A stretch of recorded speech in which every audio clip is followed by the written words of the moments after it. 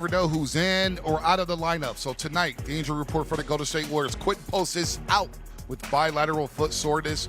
However, Gary Payton II is available, had that nasty dunk last night. But DeAnthony Melton, who we were hoping to see on the back-to-back, he only played 20 minutes last night in Salt Lake City. He's out due to a left adductor soreness. Draymond Green, however, is available. Seth Curry's out, as well as Moses Moody, who will be reevaluated.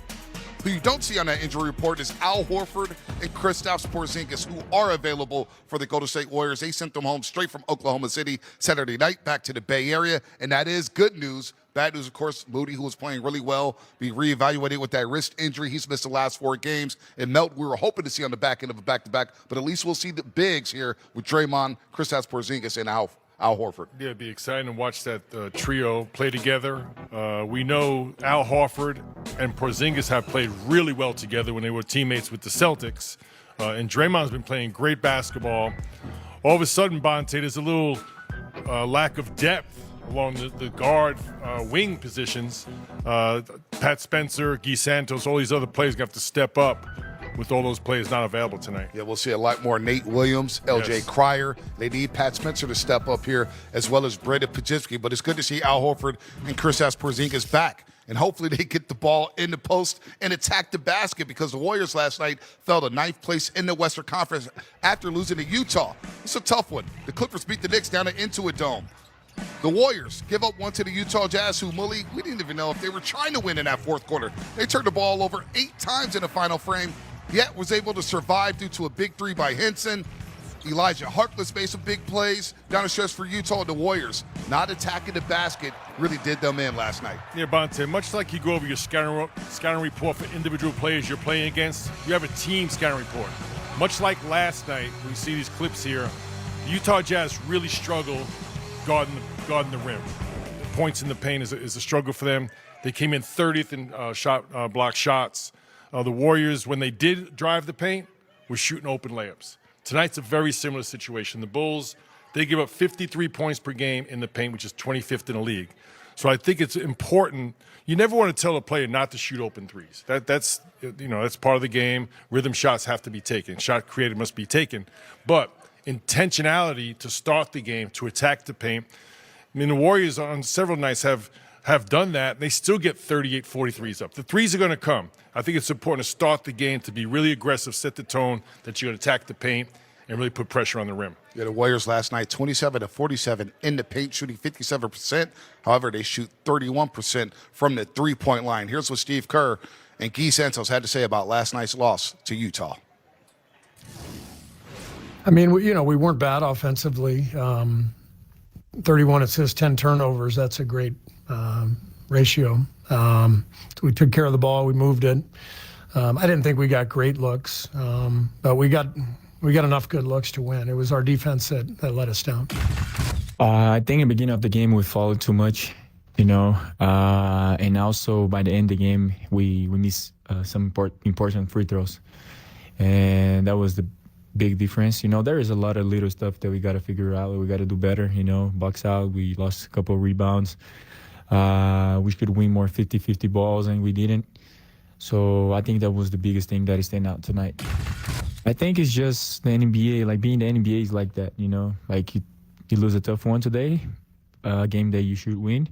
Tomorrow you just got another one, and you gotta flush this one and go to the next one, because you cannot change it. What happened? So for us, it's just that. That hurts. It's not good. Lose a game like that.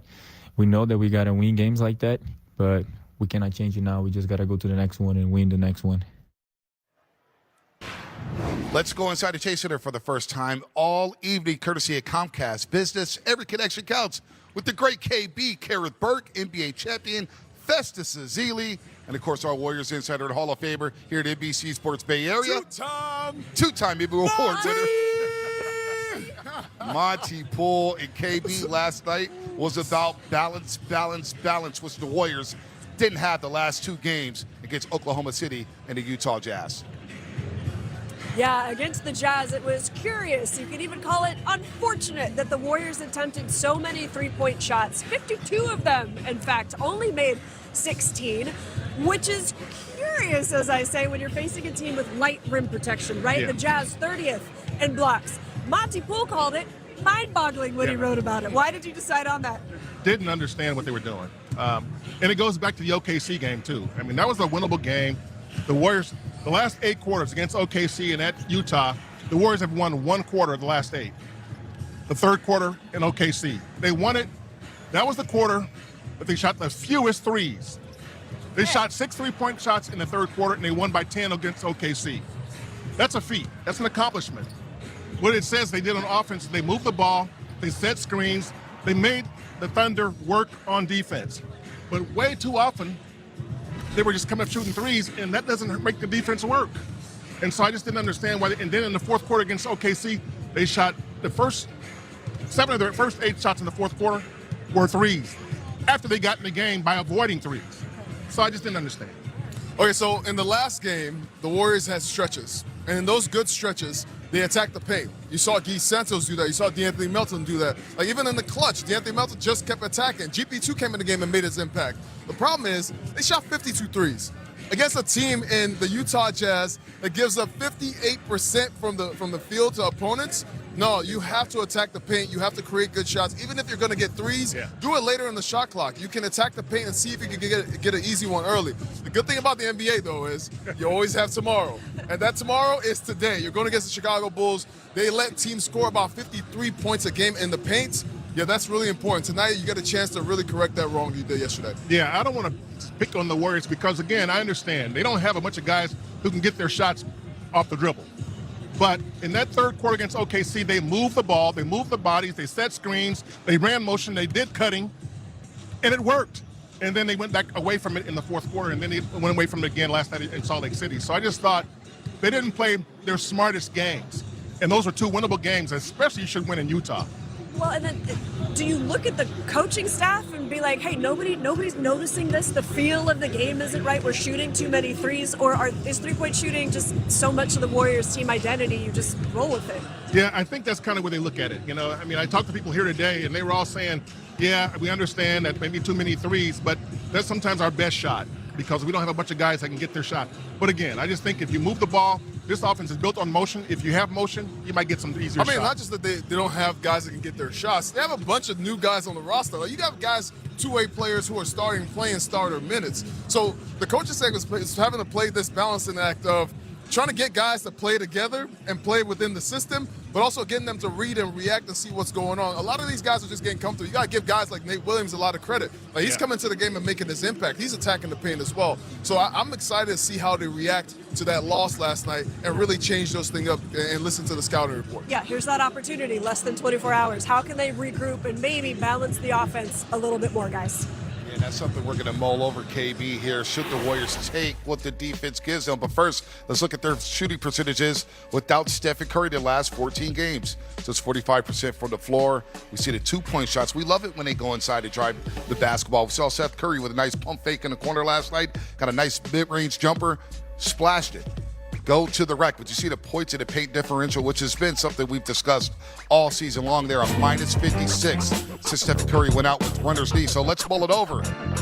And Mully, should the Warriors take what the defense gives them? We have some clips here that you're going to break down here, and we love open shots, but should they drive it and maybe pass up some open shots? Break it down, Hall of Famer. Yeah, it's all about shot selection, Bonte, and coming into the game, understanding what the opponent's weakness is. And the Utah Jazz, as we mentioned, with 30th in the league in shot blocks.